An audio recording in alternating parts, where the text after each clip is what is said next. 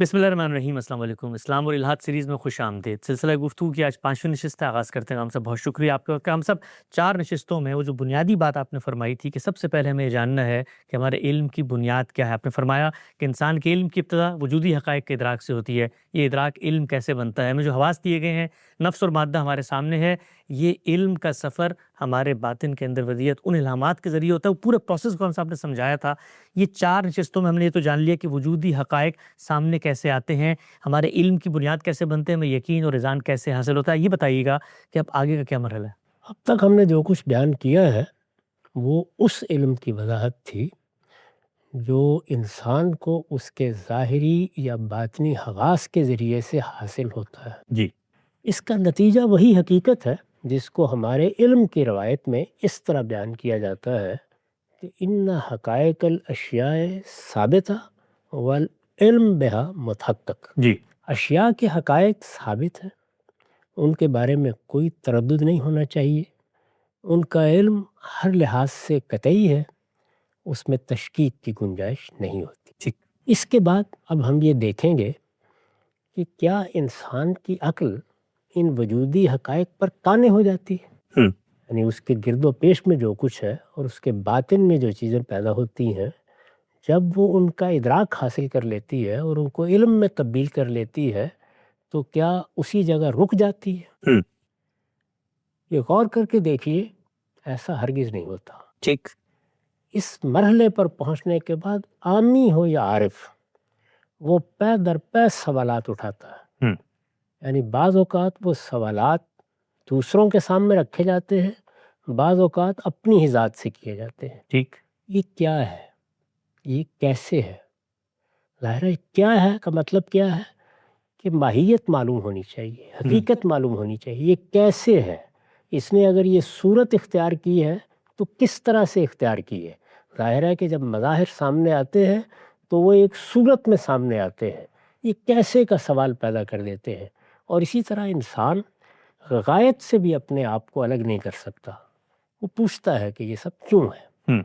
ये वो सवालात हैं जो अगले मरहले की तरफ बढ़ने का ज़रिया बनते हैं। अच्छा।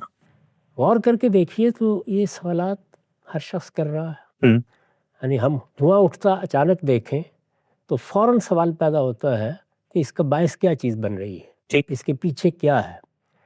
हम ये सवालात अपने गिरदो पेश के मामलात के बारे में करते हैं, जो चीज़ें हमारे इल्म में आती हैं उनके बारे में करते हैं, जो मज़ाहिर हमारे तजुर्बे या मुशाहिदे का हिस्सा बनते हैं उनके बारे में करते हैं।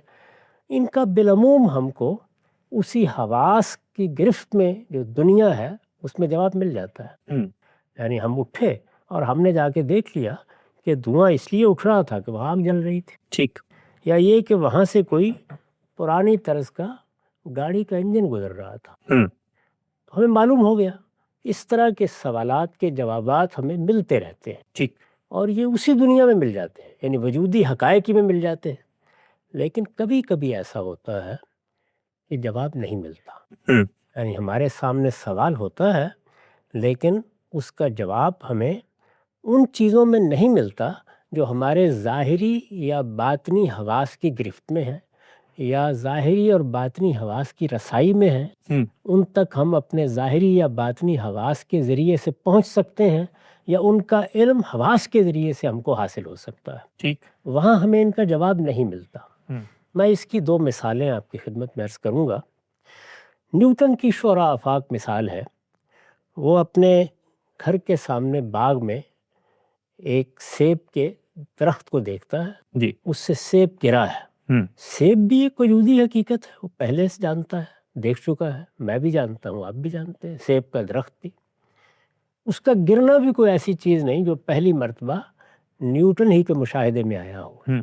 लेकिन सवाल पैदा हुआ है और वो सवाल क्या है कि ये सेब नीचे ही क्यों गिरा है, ऊपर क्यों नहीं चला गया, ठीक। दाएं और बाएं क्यों नहीं चला गया। ये सवाल है जिसका जवाब अगर वो दाएं देखे बाएं देखे, वजूदी हक़ाइक़ का जिस हद तक भी जाकर मुताला करे, नहीं मिलता। ठीक। इसका उसने एक जवाब दिया है। उस जवाब पर भी गौर करके देख लीजिए। अगरचे उस पर बहुत बड़े पैमाने पर इस वक्त इत्तेफाक है, लेकिन क्या हम اس چیز کو دیکھ سکتے ہیں جس کی طرف اس نے اس کے جواب میں توجہ دلائی ہے؟ نہیں کیا وہ ہمارے مشاہدے میں آتی ہے؟ نہیں کیا اس کی کوئی آواز ہمارے کان سن سکتے ہیں؟ نہیں کیا ہم اس کو چھو سکتے ہیں؟ ہرگز نہیں کیا وہ سونگھ کے دیکھی جا سکتی ہے؟ ہم، کیا اس کا ذائقہ چکھا جا سکتا ہے؟ یہ حقیقت ہے کہ وہ ہمارے حواس کی گرفت میں نہیں ہے، ٹھیک ہمارے حواس کی وہاں تک رسائی نہیں ہے۔ ہم، اس میں ہوا کیا ہے، یعنی وہ کیا چیز ہے جس نے ہمیں اس نتیجے تک پہنچایا ہے، یا نیوٹن کو اس نتیجے تک پہنچایا ہے جی اور ہمیں مطمئن کر دیا ہے کہ جس نتیجے تک اس کو پہنچا دیا گیا ہے ہم بھی اس نتیجے تک پہنچ پہنچ سکتے ہیں، اگرچہ وہ ہم دکھا نہیں سکتے۔ وہ ہم دکھا نہیں سکتے، وہ بھی ہمیں نہیں دکھا سکتے، بالکل ٹھیک، یعنی ہمارے حواس کی گرفت میں وہ چیز کسی لحاظ سے بھی نہیں آتی، لیکن ہم نے آخر اس کو قبول کیا ہے۔ ہم، یہاں زیر بحث نہیں ہے کہ وہ صحیح ہے یا غلط، ٹھیک اس کا مطلب یہ ہے کہ حواس کے ذریعے سے جو علم ہم کو حاصل ہوتا ہے اس کے بعد بھی کوئی ذریعہ ہے جس کو ہم استعمال کرتے ہیں، اور یہ ذریعہ کیا ہے؟ یہ ذریعہ ہے جس کا ہم آگے تفصیل کے ساتھ جائزہ لیں گے۔ اچھا اس میں کیا ہوتا ہے؟ اس میں معلوم سے نامعلوم کی طرف سفر ہوتا ہے، اچھا یعنی ایک چیز ہمارے علم میں آ گئی، وہ ہمارا مشاہدہ بن گئی، وہ ہمارا تجربہ بن گئی، وہ ہمارے حواس کی رسائی میں ہے، اس سے سوال پیدا ہوا ہے، اور پھر اس سوال کے جواب میں ہم نے معلوم سے نامعلوم کی طرف سفر کیا ہے، ٹھیک اور ایک نامعلوم چیز کے بارے میں ہم اب اپنے علم کا اظہار کر رہے ہیں، ہم، جو نیوٹن نے بھی کیا اور ہم بھی کرتے ہیں، ٹھیک یہاں تک کہ اپنے بچوں کو بھی اس کی تعلیم دینا شروع کر دیتے ہیں۔ ہم، دوسری مثال لے لیجیے، یہ آپ کے علم میں ہے کہ صدیوں تک انسان کا یہ خیال رہا ہے کہ یہ عالم جو ہمارے گرد و پیش میں ہے، یعنی یہ مجموعہ اشیاء ہے، ہم، مادی عالم ہے، ہم، یہ پورا عالم، یعنی یہ عالم جس میں ایک ایک چیز ہمارے مشاہدے میں آتی رہتی ہے، جی ہمارے حالات کے لحاظ سے، ہماری استعداد کے لحاظ سے، یہ عالم کیا حادث ہے؟ ہم، یعنی کسی موقع پر وجود پذیر ہوا ہے؟ ٹھیک یہ کوئی خاص تاریخ ہے جس سے پہلے یہ نہیں تھا اور اس کے بعد یہ وجود میں آ گیا ہے؟ ٹھیک یہ سوال ہے، ہم، اس عالم کو دیکھ کر پیدا ہوتا ہے۔ جی اب ظاہر ہے کہ اس کا جواب کہاں سے ملے گا؟ ہم، انسان نے جو کچھ وہ کہہ سکتا تھا اس کے بارے میں کہا ہے، اور آپ دیکھ لیجئے کہ یہ کوئی معمولی لوگوں نے نہیں کہا، یہ ارسطو افلاطون نے کہا ہے، یہ بڑے فلسفیوں نے کہا ہے، یہ سینکڑوں سال تک لوگوں کا عقیدہ رہا ہے، ہم، یہاں تک کہ نیوٹن بھی اس کو مانتا تھا ہم، کہ یہ عالم قدیم ہے، یعنی شروع سے ہمیشہ ازل سے ہے، ٹھیک، کبھی ابتدا نہیں ہوئی اس کی۔ پاسٹ اٹرنل ہے، ہم، یعنی ایسا کوئی زمانہ نہیں جس میں یہ نہ ہو، ہم، اسی طرح سے چلا آ رہا ہے۔ ظاہر ہے کہ یہ ایک نقطہ نظر ہے نا بالکل جو ٹھیک قائم کیا گیا، جی نہ ازل کو کسی نے دیکھا تھا، اور نہ اگر اس کے جواب میں کوئی کہتا کہ یہ حادث ہے تو وہ دکھا سکتا تھا کہ فلاں دن یہ وجود پذیر ہو گیا ہے۔ تو پھر کیا ہوا؟ تو یہ ہوا کہ ہم نے ایک بڑی دوربین ایجاد کر لی۔ ہبل کی دوربین نے پہلی مرتبہ 1929 میں یہ مشاہدہ کیا کہ کہکشانیں دور ہوتی چلی جا رہی ہیں۔ ہم، اس سے یہ حقیقت واضح ہوئی کہ یہ عالم ساکن نہیں ہے، یہ ایک جگہ کھڑا ہوا نہیں ہے، ایکسپینڈ کر رہا ہے۔ یہ وسعت پذیر ہے۔ ہم، جیسے ہی یہ بات علم میں آ گئی تو ظاہر ہے کہ اس کا ایک نتیجہ ہے، وہ نتیجہ وہی عقل نکالتی ہے۔ ہم، اس نے نامعلوم کی طرف سفر کیا ہے، اور پھر ریاضیاتی طریقے سے بتانے میں کامیاب ہو گئی کہ یہ اتنے ارب سال پہلے وجود میں ہے۔ جو ایکسپینشن کی جب وہی عالم جو سب کے نزدیک قدیم تھا وہ اب حادث ہو گیا۔ ٹھیک۔ وہ ایک الگ بحث ہے کہ وہ جب وجود میں آیا تو اس وقت مادہ کس صورت میں تھا، ٹھیک تھا یا نہیں تھا، بالکل صحیح، لیکن بہرحال اب کوئی یہ کہنے کی جسارت نہیں کرتا کہ یہ قدیم ہے، یعنی اپنی اس صورت کے لحاظ سے یہ ازلی ہے، ہم، یہ پاسٹ اٹرنل ہے، اب ٹھیک۔ کوئی یہ کہنے کی جسارت نہیں کرتا۔ اس میں کس ذریعہ علم نے کام کیا ہے؟ یا جا کے دیکھ لیا گیا ہے؟ نہیں اگر آپ غور کریں تو یہ وہی نامعلوم کی طرف سفر کے لیے ایک دوسرا ذریعہ استعمال ہوا ہے۔ ہم، اگر اس کی ضرورت، یہ کیسے استعمال ہوتا ہے، کہاں سے ہوتا ہے، وہ کیا سوالات ہیں جو ہمیں مجبور کر دیتے ہیں کہ ہم اس ذریعے کی طرف بڑھے، عقل انسانی میں وہ کیا داعیات ہیں یہ بات واضح ہو گئی تو اب میں آپ کو یہ بتاؤں گا کہ میں نے اس کو کیسے بیان کیا۔ نقطہ بالکل واضح ہوا۔ اچھا خان صاحب یہ بتائیے گا کہ جو پہلا مرحلہ تھا ہمارے علم کی بنیاد، اس کی جو حقیقت تھی وہ حواس پر قائم تھی، یعنی حواس کے ذریعے میں اشیاء کا ادراک حاصل کرتا تھا، شے ہے اس میں قوت کا ظہور ہے، وہ میری گرفت میں آتا تھا، اس سے وجودی حقائق بنتے تھے۔ تو یہاں تک تو علم بالحواس ہے۔ ابھی جو اگلی بنیاد آ رہی ہے یہ اس سے ماورا، چونکہ آپ نے پیچھے کہا تھا کہ یہاں تک جو عقل کام کرتی ہے وہ تو محکوم محض ہے، حواس جو کچھ اس کو دے رہے ہیں وہ اس کو ماننے پر مجبور ہے۔ تو اب جو اگلا مرحلہ ہے اس میں پھر عقل اپنی ذات میں کوئی جوہر بنتی ہے، نہیں اگلا کام وہ عقل کے ذریعے ہوگا، وہ حواس والا کام یہاں تک ہو گیا پورا۔ اس سے پہلے کیا تھا، ہمارے پاس جو الہامات ہیں ان کا خارج سے تعلق پیدا ہو جاتا تھا، جی یا نفس سے تعلق پیدا ہو جاتا تھا، ہم، اور پھر عقل فرق کو امتیاز کا حکم لگاتی تھی، بالکل ٹھیک۔ ان کو نام دے دیتی تھی۔ ہم، اس کے نتیجے میں ان سب چیزوں کا فہم پیدا ہوتا، انڈرسٹینڈنگ پیدا ہوتی، ٹھیک اور وہ چیز ہمارا علم بن جاتی۔ صحیح۔ اب ایک دوسری نوعیت کا کام اس نے کیا ہے، وہ دوسری نوعیت کا کام کیا ہے اسی کے بارے میں میں نے عرض کیا کہ اب میں اس کی وضاحت کروں۔ جی بسم اللہ۔ میں نے لکھا ہے، وجودی حقائق پر ہمارے یقین کے یہی مبادی ہمارے علم کی بنیاد ہے۔ ٹھیک، وہ مبادی جو ہم نے پیچھے بیان 7 کے قریب۔ 7 نکات کی صورت میں بیان کر دیے گئے ہیں۔ وجودی حقائق پر ہمارے یقین کے یہی مبادی ہمارے علم کی بنیاد، یعنی علم وہاں سے شروع ہوتا ہے، اس کی عمارت وہاں سے تعمیر ہونا شروع ہوتی ہے۔ انسان کی عقل جب ان حقائق کا ادراک کر لیتی اور ان کا علم اس کے لیے متحقق ہو جاتا ہے، یہی وہ عمل ہے جس کی ہم نے وضاحت کی ہے۔ جی یعنی عقل پہلے ادراک کرتی ہے، پھر اس کے بعد اس کے باطن کے الہامات اس ادراک کو علم میں تبدیل کرتی۔ اور یقین اور رضان حاصل کرتی۔ انسان کی عقل جب ان حقائق کا ادراک کر لیتی اور ان کا علم اس کے لیے متحقق ہو جاتا ہے تو اس سے آگے وہ معلوم سے نامعلوم تک پہنچنے کا سفر شروع کر دیتی۔ ہم، یہ دونوں مثالیں میں نے آپ کے سامنے رکھی۔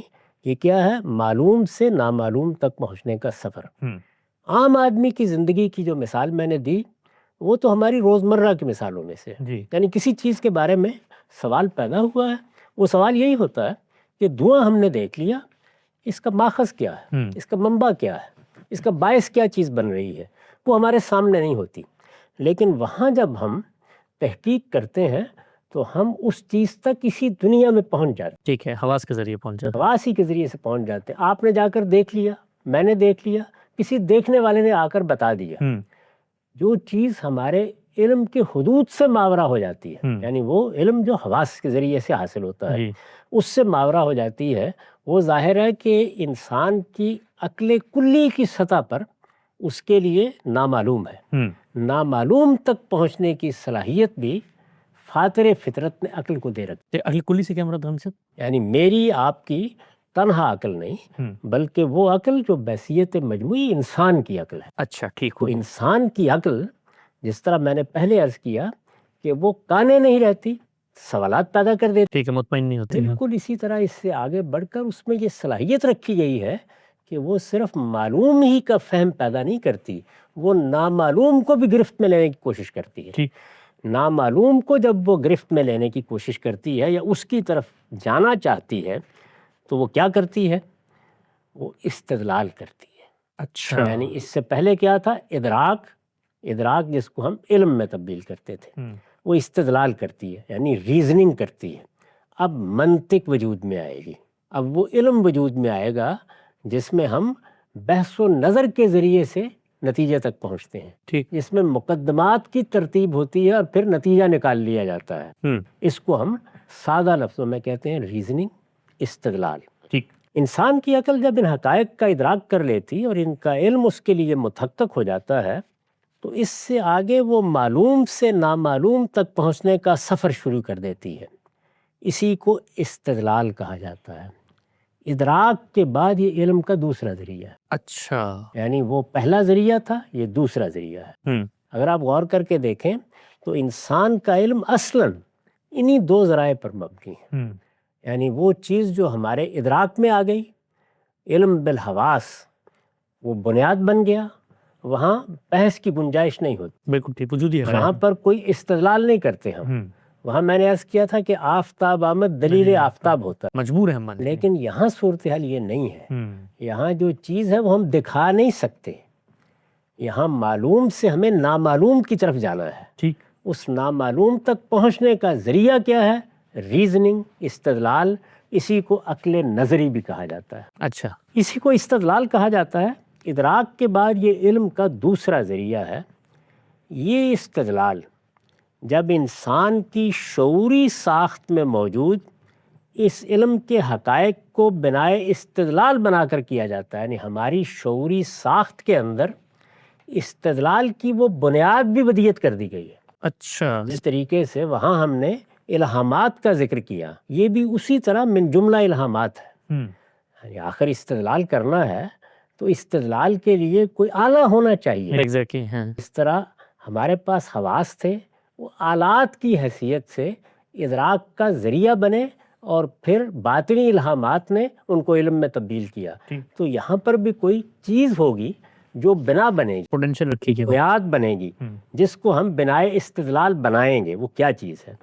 یہ استدلال جب انسان کی شعوری ساخت میں موجود، یعنی وہ گویا وہ چیز ہے جو پیوست ہے، وہ شعوری ساخت کے اندر موجود ہے، وہ کوئی باہر سے گئی ہوئی چیز نہیں ہے، وہ کوئی تجربے سے حاصل ہونے والی چیز نہیں ہے.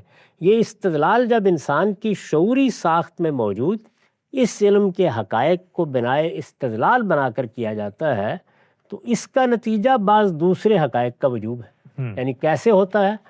ہمیں یقین حاصل ہوا. اس سے پہلے ہم نے یقین کے مبادی بیان کیے تھے.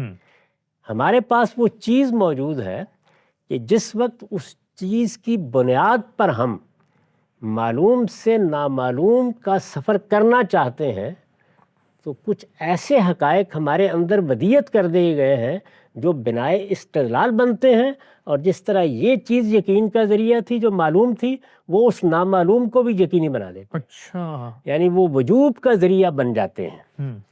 تو اس کا نتیجہ بعض دوسرے حقائق کا وجوب ہے. جیسے یہ میں نے اب بتایا ہے کہ وہ کیا چیز ہے. جیسے اثر ہے تو مؤثر بھی ہے. یعنی اگر آثار کو ہم دیکھیں گے تو انسان کے شعور کی ساخت وہاں کھڑی نہیں ہو جائے گی. وہ لازم کر دے گی کہ مؤثر ہے. مؤثر کے بغیر اثر پیدا نہیں ہو سکتا. جیسے اثر ہے تو مؤثر بھی ہے، اور فعل ہے تو فاعل بھی ہے. یعنی اگر کسی فعل کا صدور ہو رہا ہے، ہم نے پہلے بیان کیا تھا وہ چیزیں کیا ہیں جو ہمارے علم کا موضوع بنتی ہیں. وہ نفس ہے، وہ مادہ ہے. ان کے مظاہر کیا تھے؟ شے، اس میں قوت کا ظہور. قوت کا ظہور جب ہوگا تو فعل میں تبدیل ہو جائے. یعنی اس کو ہم فعل سے تعبیر کرتے ہیں. جیسے اثر ہے تو مؤثر بھی ہے، اور فعل ہے تو فاعل بھی ہے. یا فعل میں جن صفات کا ظہور ہوا ہے وہ فاعل میں بھی لازماً ہونی چاہیے. یعنی جب فعل کو ہر حال میں فاعل سے صادر ہونا ہے تو فاعل میں وہ چیز موجود ہوگی، تو جو چیز اس سے صادر ہوئی ہے اس میں اس کا ظہور ہو جائے. یعنی شے ہوگی تو قوت کا ظہور ہوگا نا. تو یہ جو چیزیں ہیں یہ گویا ایک قاعدے کی حیثیت سے، ایک کلیے کی حیثیت سے ہمارے اندر ڈال دی گئی ہیں. یہ وہ باطنی الہام ہے جس کو آپ بنیادی مقولے کی حیثیت سے پیش کر سکتے ہیں. صحیح. اس کے بغیر کوئی استدلال نہیں ہوتا، اور استدلال جب اس کی بنیاد پر ہوتا ہے اور یہیں تک رہتا ہے تو وہ نتیجے کو واجب کر دیتا ہے. گویا یقین سے یقین تک کا سفر ہوتا ہے. یہ استدلال جب انسان کی شعوری ساخت میں موجود اس علم کے حقائق کو بنائے استدلال بنا کر کیا جاتا ہے تو اس کا نتیجہ بعض دوسرے حقائق کا وجوب ہے. جیسے اثر ہے تو مؤثر بھی ہے، اور فعل ہے تو فاعل بھی ہے. یا فعل میں جن صفات کا ظہور ہوا ہے وہ فاعل میں بھی لازماً ہونی چاہیے. اور جب متخیلے کی بنیاد پر کیا جاتا ہے، متخیلے کی بنیاد پر ہم کب کرتے ہیں؟ متخیلے کی بنیاد پر ہم اس وقت کرتے ہیں جب ہم پھر یہ جاننا چاہتے ہیں کہ فعل تو ہم نے دیکھ لیا تھا، فاعل ہے، فاعل کون ہے؟ نظر نہیں آ رہا. ہم نے اثر دیکھ لیا تھا، اس کا مؤثر ہونا چاہیے. یعنی یہاں تک وجوب تھا. اثر ہے تو مؤثر بھی ہے، فعل ہے تو فاعل بھی ہے. لیکن مؤثر کون ہے یا فاعل کون ہے؟ یہ جب نظر نہیں آتا، یہ جب گرفت میں نہیں آتا تو ہم کیا کرتے ہیں؟ ہم یہ کرتے ہیں کہ پھر اس میں عقلی امکانات پیدا کرتے ہیں. اچھا. یعنی یہ بھی ہو سکتا ہے، یہ بھی ہو سکتا ہے. اسی سادہ مثال کو لے لیجیے. ہم یہ کہتے ہیں کہ یہ بھی ہو سکتا ہے کہ وہاں آگ جل رہی ہو، یہ بھی ہو سکتا ہے کہ غبار اٹھا ہو اور دور سے دھوئیں کی طرح نظر آ رہا ہو، ٹھیک اور یہ بھی ہو سکتا ہے کہ وہاں سے کوئی گاڑی کا پرانا انجن گزر رہا ہو، ہوں اس کا دھواں دیکھ رہے ہیں۔ ٹھیک یعنی یہ مختلف عقلی امکانات ہیں۔ یہ کیسے پیدا ہوتے ہیں؟ یعنی عقل نے اس سے پہلے جو کچھ حاصل کیا ہوتا ہے، ان تجربات کی بنیاد پر وہ یہ امکانات پیدا کر دیتی ہے، ٹھیک اور جب وہ یہ امکانات پیدا کر دیتی ہے تو ہمارے پاس جو خیال کی قوت ہے وہ ان امکانات کو پیدا کرنے کے بعد اس کو ہمارے حوالے کر کے اب یہ کہتی ہے کہ استدلال کرو اور جاننے کی کوشش کرو۔ ٹھیک تو جب متخیلے کی بنیاد پر ہم گفتگو کرتے ہیں اس دائرے میں آ کر، یعنی استدلال کیا ہم نے، بنیادی حقیقت واضح ہو گئی۔ بنیادی حقیقت کیا تھی؟ یعنی یہ اثر ہے، اس لیے مؤثر بھی لازماً ہے، اور فعل کی وجہ سے لازماً ہے، وہاں تک وجوب تھا، ٹھیک لیکن آگے اب فاعل کون ہے اور مؤثر کون ہے، اس میں ہم نے اپنے تخیل سے کام لیا اور عقلی امکانات بیان کر دیے۔ ٹھیک اور جب متخیلے کی بنا پر کیا جاتا ہے تو علم کی نئی دنیاؤں کے امکانات کا دفتر کھول دیتا ہے۔ یعنی اب کیا ہوتا ہے؟ اب یہ ہے کہ وہ امکانات ہیں جو مفروضات میں تبدیل ہوتے چلے جاتے ہیں، اور وہ ہمیں مہمیز کرتے ہیں، ہم ان کی تحقیق کرنا شروع کرتے ہیں۔ ٹھیک وہ ہمارے اندر جو صلاحیت موجود ہے وہ کیا کرتی ہے؟ وہ ایک ایک امکان کے لیے شواہد کا تعلق سمجھنے کی کوشش کرتی ہے، اور پھر جب شواہد اس کثرت سے سامنے آ جاتے ہیں کہ کسی ایک امکان کے لیے ترجیح قائم ہو جاتی ہے تو ہم اس کا اعلان کر دیتے ہیں۔ اس کو بھی ایک مثال سمجھیے۔ جی ہم کسی ٹرین میں بیٹھے ہوتے ہیں، یاد ہوگا کہ بارہا ایسا ہوتا تھا کہ دو ٹرینیں ایک ہی جگہ ہیں جی اور کھڑی ہیں، ان میں سے کوئی ایک ٹرین حرکت میں آ جاتی ہے، جی تو وہاں دیکھیے دو امکانات پیدا ہو جاتے ہیں، عقل پیدا کر دیتی ہے۔ جی ہاں یہ بھی ہو سکتا ہے کہ ہماری ٹرین حرکت کر رہی ہو، اور یہ بھی ہو سکتا ہے کہ دوسری ٹرین حرکت۔ یعنی حواس کے ادراک میں ہی ہم پیدا ہو جاتا ہے ایک طرح سے۔ ظاہر ہے کہ یہ دو امکانات پیدا ہو جاتے ہیں، جی یہ اس نے اپنے تجربے کی بنیاد پر کیے ہیں۔ جی جب یہ امکانات پیدا ہو جاتے ہیں تو اب تحقیق کی ضرورت ہوتی ہے۔ کہ ہماری ٹرین چل رہی ہے کہ وہ ہل رہی ہے۔ ہوتا کیا ہے؟ یعنی یا تو کوئی ایسی چیز ہمارے علم میں آ جاتی ہے جو دلالت کر دیتی ہے کہ ہماری ہی ٹرین چل رہی ہے، یا دوسری ٹرین چل رہی ہے، اور یا یہ ہے کہ ہم کھڑکی سے سر باہر نکال کر دیکھ لیتے ہیں، بالکل صحیح ایسے ہی ہوتا ہے۔ جی تو امکانات کیسے پیدا ہوتے ہیں، یہ اس کو میں نے واضح کرنے کی کوشش کی۔ جب یہ امکانات پیدا ہوتے ہیں تو کیا ہوتا ہے، اور جب متخیلے کی بنا پر کیا جاتا ہے تو علم کی نئی دنیاؤں کے امکانات کا دفتر کھول دیتا ہے۔ یعنی یہ امکانات تو سادہ امکانات تھے، عام زندگی میں پیش آتے ہیں، علم کی دنیا میں اس سے بڑے امکانات پیش آ جاتے ہیں۔ یا آپ مختلف علوم کو پڑھیں، طبیعیات کو پڑھیں، آپ حیاتیات کا مطالعہ کریں، آپ نفسیات کا مطالعہ کریں، سماجیات میں بھی ہے۔ بعض اوقات جو کچھ ہمارے سامنے ہوتا ہے اس میں 1 2 4 10 امکانات پیدا ہو جاتے ہیں۔ وہی امکانات اصل میں علم کی دنیاؤں تک ہمارے سفر کی بنیاد بنتے ہیں، وہ بدرکہ بن جاتے ہیں۔ تو علم کی نئی دنیاؤں کے امکانات کا دفتر کھول دیتا ہے علم کے مفروضات۔ اب یہاں ہم کیا کرتے ہیں؟ ہم مفروضات قائم کرتے ہیں۔ یہ مفروضہ تھا نا کہ ہماری ٹرین حرکت کر رہی ہے، ایک دوسرا مفروضہ یہ نہیں، دوسری ٹرین حرکت کر رہی ہے۔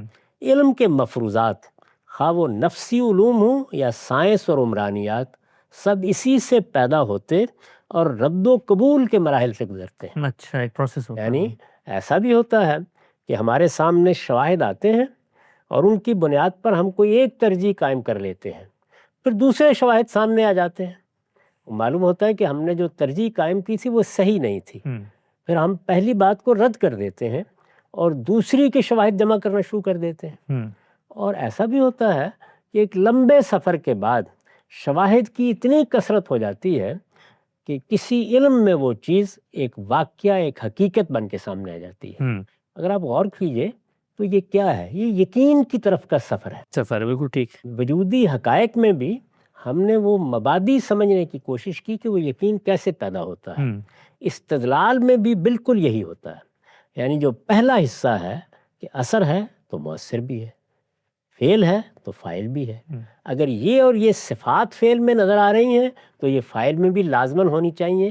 یہاں تک تو یقین ہمارے اندر بدی ہے، بالکل ٹھیک. یعنی یہ اصل میں نتیجے کا وجوب ہے، اس سے گریز ہو ہی نہیں سکتی. لیکن میں نے عرض کیا کہ اس سے آگے پھر خیال جو خود انسان کے اندر بڑی غیر معمولی چیز ہے، وہ وہی کر رہا ہے کہ جو کچھ اس کے پاس پہلے سے موجود علم تھا اس نے اس کو دسیوں امکانات میں تبدیل کر دیا ہے. ٹھیک. اور ایک کے بعد دوسرے امکان کو ہم اٹھاتے چلے جاتے ہیں. یعنی جب ہم یہ کہہ رہے تھے کہ یہ عالم قدیم ہے تو اس کا مطلب ہے ہم نے دوسرے امکان کو اس وقت تک رد کیا ہوا تھا. جی. لیکن پھر ایسے شواہد سامنے آ گئے کہ وہ دوسرا امکان ہمارے سامنے آیا، اور اس دوسرے امکان کے لیے شواہد اتنے قطعی ہو گئے کہ آہستہ آہستہ پوری دنیا نے اس کو تسلیم کر لیا. اور یہ کوئی پرانا واقعہ نہیں ہے. جی. یعنی یہ واقعہ 1930 میں ہوا ہے. پہلی مرتبہ یہ بات بلند آہنگ انداز میں کہی گئی، اور پھر اس کے بعد بگ بینگ یہ لفظ ہر ایک کی زبان پر آ گیا. جی. اسی طرح کشش سیکل کے بارے میں بھی ایسا ہی ہوا. گریوٹی سب مانتے ہیں. یعنی اس سے پہلے کون اس بات کو جانتا تھا؟ لیکن آہستہ آہستہ شواہد کی کثرت اس کو ہمارے لیے علم میں، اور اس علم کو یقینی علم میں تبدیل کر دیتی ہے.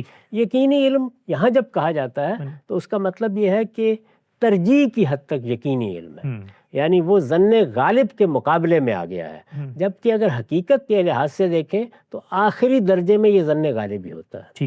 ہم اس پر تحقیق کرتے چلے جاتے ہیں اور اس بات کے لیے تیار رہتے ہیں کہ کچھ دوسرے شواہد ممکن ہے ہماری غلطی واضح کر دیں.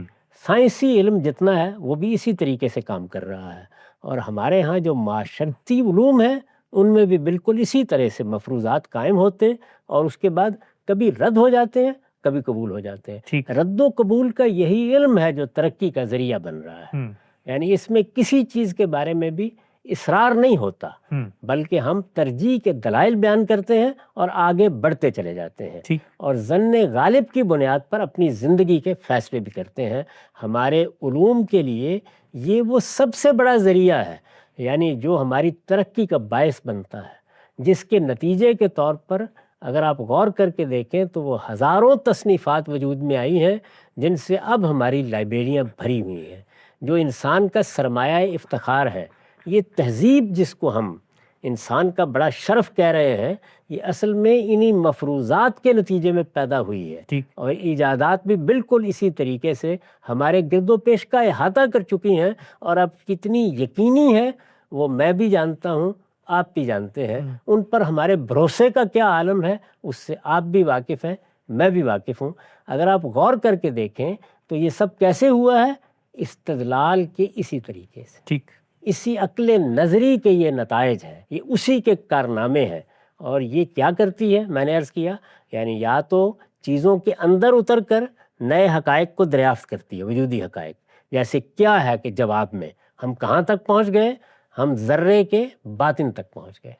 یعنی ہمیں اندازہ ہو گیا کہ یہ پورا عالم جو ہمارے سامنے ہے، یہ اگر مجموعہ ذرات ہے تو ایک ذرے کے اندر کیا دنیا ہے. وہاں تک ہم پہنچ گئے، اور وہاں پہنچنے کے بعد ہمیں اندازہ ہوا کہ وہ پھر ہماری گرفت میں نہیں آتا. تو اس کو بھی ایک نام دیا، وہ بھی ہمارے حواس کی گرفت میں نہیں آ رہا، آثار کی بنیاد پر ہم نے اس کی تصویریں بنا لی.